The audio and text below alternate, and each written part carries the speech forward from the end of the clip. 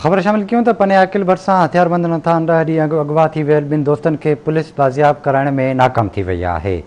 धाड़ेलनि मुगविन खे ॻोठ मोहम्मद साले जे रहवासी नौजवान जमील वरंद ऐं ज़ाकिर शाह जे वारसनि खां 1 करोड़ रुपया भुंग तलब कयो आहे, जॾहिं त धाड़ेलनि पारां भुंग जी रक़म न ॾियण जी सूरत में मुगविन खे मारण जी धमकी ॾिनी वई आहे। हीअ अहम ख़बर अवां ताईं पहुचायूं पिया। पने अकिल भरिसां हथियारबंद नथा 10 ॾींहं अॻु अगवा थी वियल ॿिनि दोस्तनि खे पुलिस बाज़ियाब कराइण में नाकाम थी वई आहे। धाड़ेलनि मुगवी ॻोठ मोहम्मद साले जे रहवासी नौजवान जमील वरंद ऐं ज़ाकिर शाह जे वारसनि खां 1 करोड़ रुपया भुंग तलब कयो आहे, जॾहिं त धाड़ेलनि पारां भुंग जी रक़म न ॾियण जी सूरत में मुगविन खे मारण जी धमकी ॾिनी वई आहे।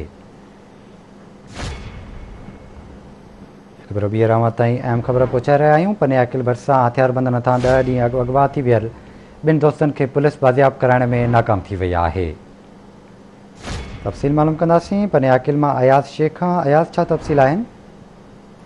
जी बिल्कुल, पनो अकिल भरिसां 10 ॾींहं अॻु हथियारबंदनि खां अगवा थी वियल 2 दोस्त ॿिनि दोस्तनि खे पुलिस बाज़ियाब करण में मुकमल तौर नाकाम थी वई आहे। जॾहिं त मुगवी जे वारसनि खां धाड़ेलनि पारां फ़ोन करे 1 करोड़ रुपया भुंग तलब कई वई आहे। इन खां पोइ 10 ॾींहंनि खां मुगविन जे घरनि में रोज़ राड़ो मतल आहे। मां ॿुधाईंदो हलां त सांगी थाणे जी हद मां 10 ॾींहं अॻु 2 नौजवान दोस्त ॻोठ मोहम्मद साले विरंद जो रहवासी आहे 23 सालनि जो जमील विरंद ऐं ॻोठ हिंगोरे जो रहवासी आहे सैयद ज़ाकिर शाह, जेके 10 ॾींहं अॻु क्रिकेट खेॾी करे पंहिंजे ॻोठ वञी रहिया त रस्ते में नामालूम हथियारबंदनि खेनि खे अगवा करे खणी विया।